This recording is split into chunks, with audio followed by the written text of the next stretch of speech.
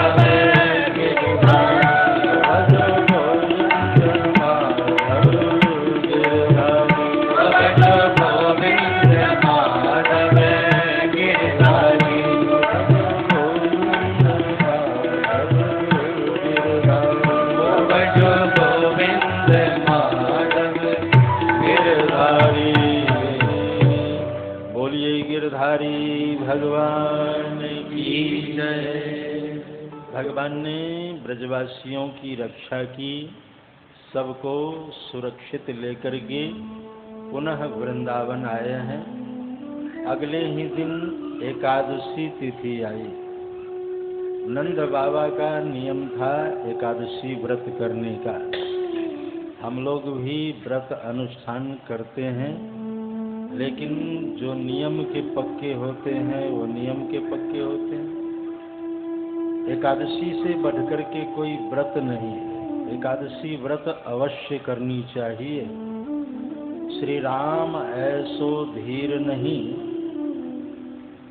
हनुमान जैसो वीर नहीं, बाली सौ लड़ैया नहीं, क्रोधी भृगुराम सौ, भीष्म ऐसो पुत्र नहीं, सपुत्र भागीरथी सौ, और शिव समान जोगी नहीं, योगेश्वर घनश्याम सौ, दानी न बढ़कर कर्ण ऐसो, सत्य हरिश्चंद्र सौ, भानु समान तेज नहीं, वेद चारों धाम सौ, भाई न भरत जैसा, भाई न भरत जैसा, व्रत न एकादशी सौ, और गंगा समान तीर्थ नहीं, मंत्र राम नाम सौ। तो एकादशी से बढ़कर के कोई व्रत नहीं है। महीने में 2 एकादशी आती है, एक कृष्ण पक्ष की, एक शुक्ल पक्ष की। साल में 24 एकादशी है और 24 एकादशी करने का विधान है। एकादशी महारानी सभी इच्छाओं की पूर्ति करती है। लोक से लेकर के परलोक तक की यात्रा एकादशी के साथ जुड़ा हुआ है। हमने पूर्व में भी निवेदन किया था कि पुत्रदा एकादशी से लेकर के मोक्षदा एकादशी तक एकादशी महारानी की कृपा से संतान की भी प्राप्ति हो जाती है। पुत्रदा एकादशी, उस एकादशी का नाम है पुत्रदा, पुत्र देने वाली एकादशी। और आखिरी में उपक्रम और उपसंहार की बात करूं तो मोक्षदा एकादशी, मोक्ष देने वाली भी एकादशी है। इसलिए एकादशी व्रत अवश्य करनी चाहिए। जिस घर में साक्षात ब्रह्म भगवान ईश्वर के रूप में अवतार लिए, पुत्र के रूप में आए हैं साक्षात ईश्वर, वहाँ के लोग भी व्रत अनुष्ठान करते हैं। अथवा व्रत अनुष्ठान करने का ही फल है कि भगवान पुत्र के रूप में आए। सबके यहाँ भगवान पुत्र के रूप में नहीं आते। वो माता बरभागी होगी, वो पिता बरभागी होंगे, जिनके घर साक्षात जगत के पिता पुत्र के रूप में अवतार लिए। इतना पुण्य कहाँ की आज के संदर्भ में कहूँ तो नंदराय जी एकादशी व्रत करते थे। द्वादशी लगने वाली थी, जमुना जी में स्नान करने के लिए गए कि पारण करना है, पहले स्नान इत्यादि करके भगवान की अर्चा पूजा कर लें, उसके बाद पारण करेंगे। जैसे जमुना जी में डुबकी लगाई, वरुण देवता ने बाबा का अपहरण कर लिया। बोलिए वृंदावन बिहारी लाल की जय। अब ब्रजभूमि में चारों तरफ शोर मच गया कि बाबा नहाने गए, डूब गए। मैया जसोदा को समाचार मिला, खूब छाती पीट पीट करके रोने लगी। भगवान श्री कृष्ण और बलराम बैठे थे, दोनों एक दूसरे की ओर देख रहे थे और मैया रो रही थी, तू दोनों यहाँ बैठा है, बाबा डूब गए। कहा मैया क्यों रोती है, हम लोग सब जानते हैं बाबा को कुछ नहीं हुआ है। माँ मैया ने चिढ़ करके कहा कि तू क्या जानता है, तू शेष है और ये महेश है। बलराम जी ने कहा मैया तूने ठीक पहचाना, मैं शेष हूँ और ये महेश है, और उसके बाद भी तू चिंता कर रही है, रो रही है कि बाबा डूब गए। तो चिंता मत कर। मैया ने डांटा और फटकारा भी, जा बाबा को लेकर के आ। भगवान ने कहा दाऊ तुम जरा मैया को संभालो, क्योंकि ये रोते रोते मरेगी, इसलिए मैं बाबा को लेकर के आता हूँ, तब तक तुम्हारी जिम्मेवारी है, आप चिंता मत करो। भगवान गए, जमुना जी में छलांग लगाए, सीधे वरुण लोक गए। वरुण देवता को डांटा, तूने बाबा का अपहरण किया है? कहा हाँ सरकार किया है। क्यों किया? कहा श्रीमान का दर्शन पाने के लिए। जब से श्रीमान मानव शरीर धारण किए हैं, तब से हम देवताओं को दर्शन दुर्लभ हो गया। इसलिए हमने योजना बनाई कि बाबा का अपहरण करेंगे तो छुड़ाने के लिए आएंगे और इसी बहाने से दर्शन हो जाएगा। ऐसे नहीं तो ऐसे, जैसे आपने वो कथा सुनी होगी, महात्मा लोग सुनाते हैं कि बाबा जी कथा कह रहे थे, जैसे भागवत हो रही है ऐसे भागवत जी की कथा कह रहे थे, और श्रोताओं में एक से एक लोग बैठे थे, एक से एक इंजीनियर, एक से एक डॉक्टर, तो सबके सब कथा सुन रहे थे। तो एक डॉक्टर साहब भी कथा श्रवण कर रहे थे। डॉक्टर साहब कथा सुनने के बाद अभिभूत हुए, बड़े ही प्रसन्न हुए, और कथा के अंत में बाबा जी से कहा, महाराज 5 मिनट मेरे दवा खाने में चरण डालो। बाबा जी ने कहा टाइम नहीं है। कहा महाराज 3 मिनट डालो। कहा टाइम नहीं है। कहा 2 मिनट ही डाल दो। कहा टाइम नहीं है। कहा ना। कहा महाराज एक चक्कर लगा आना, हम इतने में प्रसन्न हो जाएंगे। बाबा जी ने कहा टाइम नहीं। और डॉक्टर साहब जरा निराश हो गए। ठीक है महाराज टाइम नहीं है तो कोई बात नहीं, मेरी श्रद्धा थी, मैंने निवेदन किया, अब मर्जी आपकी है, अर्जी तो हमने लगा दी।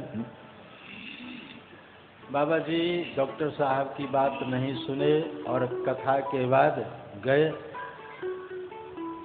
स्नान गृह में जैसे प्रवेश किया, वहाँ काई लगी थी, पांव फिसला, गोविंदाय नमो नमः, गिरते ही घुटना वगैरह फूट गया और भक्तों ने उसी डॉक्टर के यहाँ पहुँचा दिया। डॉक्टर साहब से निवेदन किया कि पहले महाराज की पट्टी उट्टी जरा बांध दो, चोट लग गई है। डॉक्टर साहब ने देखा, झांक करके कहा ठीक है लेकर के आओ, मेरे पास ले आओ। बाकी मरीजों से कहा कि अभी थोड़ी देर बैठ जाओ, तुम्हारा भी इलाज करते हैं, पहले बाबा जी का करें। बाबा जी को बुलाया और धीरे से कहा पहचाना। बाबा जी ने कहा कुछ पहचान तो लग रहा है, जाने पहचाने हो। कहा कि हाँ महाराज, हमने 5 मिनट के लिए आपसे समय मांगा था कि मेरे दवा खाने में 5 मिनट चरण डालो। आपने कहा टाइम नहीं है। 2 मिनट कहा, आपने कहा टाइम नहीं है। अब मैं पूरे 2 घंटा लगाऊंगा पट्टी करने में, पूरे 2 घंटे। कहा भैया तुम्हारी श्रद्धा थी, ऐसे नहीं तो ऐसे। डॉक्टर साहब ने कहा हाथ जोड़ करके प्रार्थना की, नहीं आए लेकिन घुटना फुरवा करके आए, ऐसे नहीं तो ऐसे सही। तो ऐसे तो आपके दर्शन नहीं होते, किंतु अब श्रीमान बाबा को छुड़ाने के लिए आ गए हैं, तो हम देवताओं की इच्छा है कि आपका अभिषेक करें, तो आप अपने असली रूप में आए। बाबा सुन रहे थे, बाबा ने देवताओं के मुख से जब सुना कि आप अपने असली रूप में आए, तो बाबा के कान खड़े हो गए कि ये मेरा जो कन्हैया है, इसका ये नकली रूप है क्या? ये देवता लोग कह रहे असली रूप में आए। और देखते देखते भगवान ने चतुर्भुजी रूप धारण किया। बोलिए चतुर्भुजी भगवान की जय। दिनों के तुम ही दयाल हो, राधे गोविंदा। दिनों के तुम ही दयाल हो, राधे गोविंदा। दिनों के तुम ही दयाल हो, भज राधे गोविंदा। दिनों के तुम ही दयाल हो,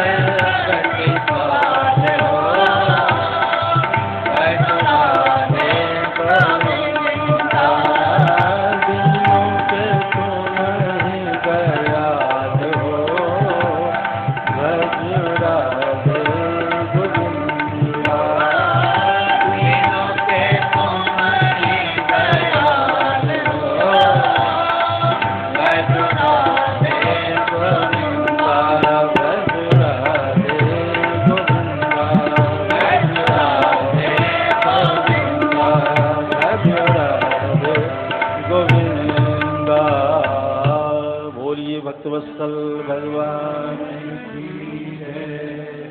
भगवान ने चतुर्भुजी रूप धारण किया और बाबा आंखें फाड़ फाड़ करके देखने लगे, ये मेरा कन्हैया है, ये तो 4 हाथ हैं इसके।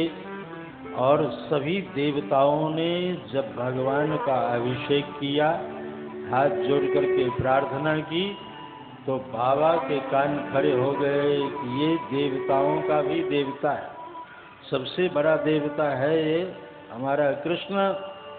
वापसी पर बाबा ने पूरे गांव वासी को बुलाया और ब्रजवासियों को बुला करके कह दिया कि भैया ये कन्हैया जो है सभी देवताओं से ऊपर है, मैं देख करके आया हूँ, इसके 4 हाथ हैं, सभी देवताओं ने इसकी पूजा की है।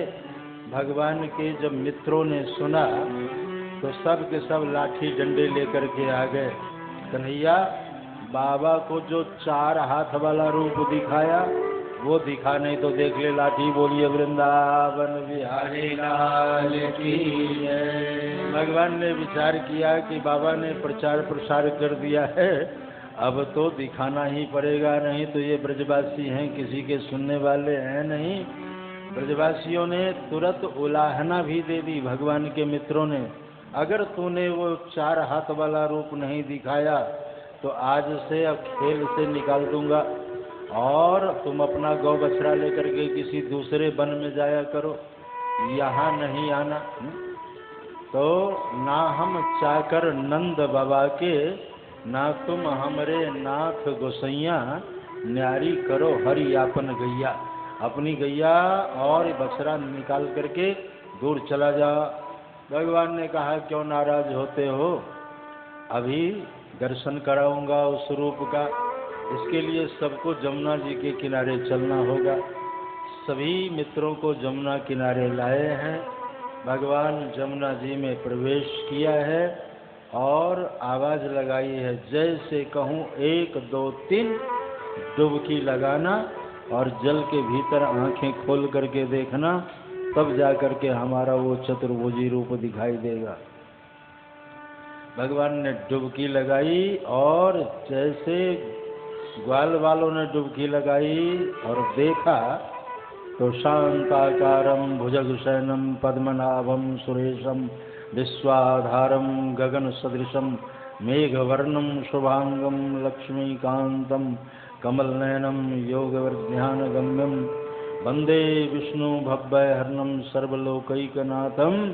भगवान के इस दिव्य रूप को का दर्शन किया, चतुर्भुजी रूप का दर्शन किया और शेष नाग को जो देखा, डर के मारे सब ब्रजवासी जो है किनारे में आ गए।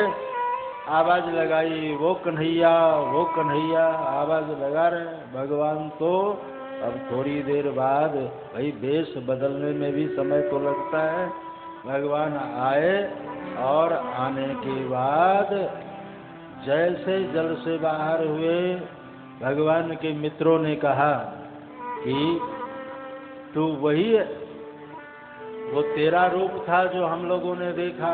भगवान ने देखा कि ये सब के सब भयभीत हैं, सब डरे हुए हैं, अगर कहूँगा कि मैं ही था तो क्या पता कहीं घर भी न जाने दे। हाँ, तो कहा हाँ भैया वो मेरा मित्र देवता था और मेरी शक्ल उससे मिलती जुलती थी। एक ने कहा नहीं यही था, झूठ बोल रहा है। दूसरे ने कहा नहीं नहीं सही बोल रहा है। तब तक 2 दल हो गए और एक भगवान के पक्ष में, एक पक्ष में और दूसरा विपक्ष में। आज से ही पक्ष विपक्ष नहीं, पक्ष विपक्ष का भी जो है सनातन परंपरा है। अब विपक्षी लोग विरोध करते थे, भगवान ने सबको समझाया है। सभी बच्चों ने आकर अपनी अपनी माताओं से, अपनी अपनी बहनों से सबसे कहा है कि ये जो कन्हैया है इसके 4 हाथ हैं, बड़ा दिव्य रूप है इसके।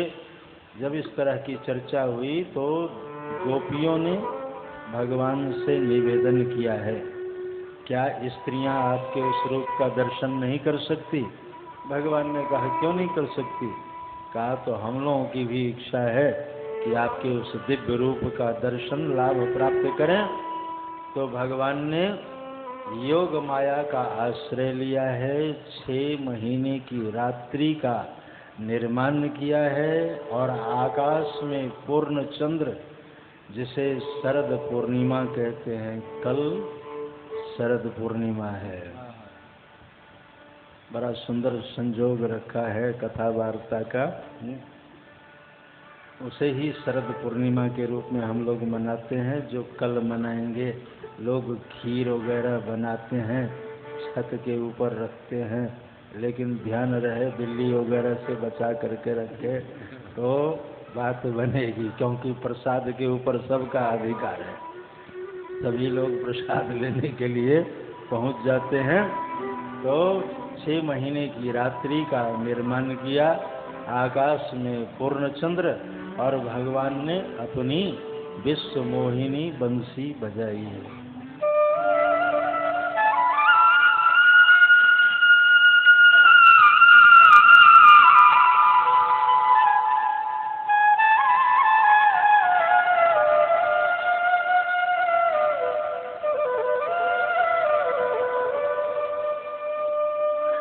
भगवान अपि तारात्रिः शरदोत्फुल्लमल्लिकाः विक्षरन्तु मनश्चक्रे योगमायामुपाश्रितः तदोडुराजः ककुवः करन्मुखं प्राच्या विलम्पन् नरुणेन शन्तमयी सचर्षणीनामुद्गाश्रो मृजन् प्रियः प्रियायाय विदीर्घदर्शनः दृष्ट्वा कुमुदवन्तमखण्डमण्डलं रमाननाभं नवकुङ्कुमारनं वनं च तत्कोमलगोभिरञ्जितं जगौकलम्बां दृशां मनोहरं निशम्य गीतं तदनंगवर्धनम ब्रजस्त्रियः कृष्णगृहीतमानसाः। भगवान अपि तारात्रिः 6 महीने की रात्रि का निर्माण किया। शरदोत्फुल्ल मल्लिका, शरद ऋतु तो नहीं था, लेकिन भगवान के लिए कोई भी कार्य कठिन नहीं है। शरद ऋतु जैसा वातावरण, सुंदर सुंदर पुष्प वगैरह खिले हुए हैं, और इसी मंगलमय वातावरण में भगवान ने अपनी विश्व मोहिनी बंसी बजाई है। वेणुनाद सुनते ही चर अचर सचराचर सबके कान खड़े हो गए। जो जिस स्थिति में था, दुहंत योगी अयो काश्चित् दोहम हित्वा समुत्सुकाः पयोधिश्रित संन्यावो मनुदभाष्या पराययुः। कहा कि जो बछड़ा गौ के थन में दुग्ध पान कर रहा था, मुख में थन और कान जो है बंसी की तरफ, गोपियां जो श्रृंगार कर रही थी वो उल्टे पुल्टे श्रृंगार कर ली। व्यतस्त वस्त्राः, व्यतस्त वस्त्रा का तात्पर्य ठाठ बाट से नहीं, श्रृंगार करके गोपियां नहीं गई हैं। व्यतस्त वस्त्राः लिखा है, उल्टे सीधे वस्त्र भी पहनने का ठीक ढंग से ध्यान नहीं, उल्टे पुल्टे पहन करके, और जैसे चलने लगी घर के लोगों ने रोका, गोपियों ने विरोध किया कि मैं तो चली प्रभु के द्वार, हमें कोई रोके ना। मैं तो चली प्रभु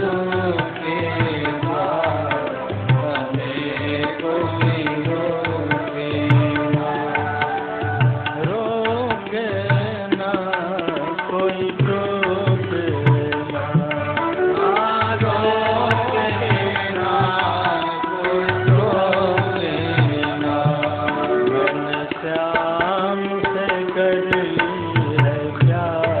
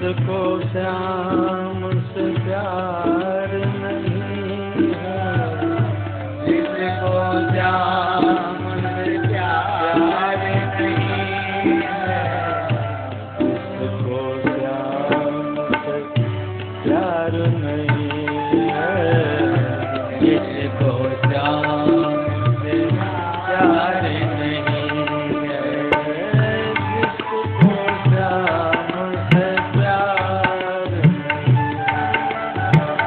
जिसको श्याम से प्यार नहीं, उसके जीवन को धिक्कार, हमें कोई रोके, उसके जीवन को धिक्कार, हमें कोई रोके ना।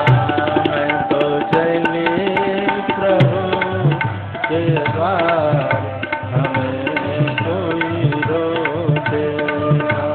मैं तो चली प्रभु के द्वार, हमें कोई रोके ना, कोई रोके ना, कोई रोके ना, कोई टोके ना, कोई टोके ना, कोई रोके ना।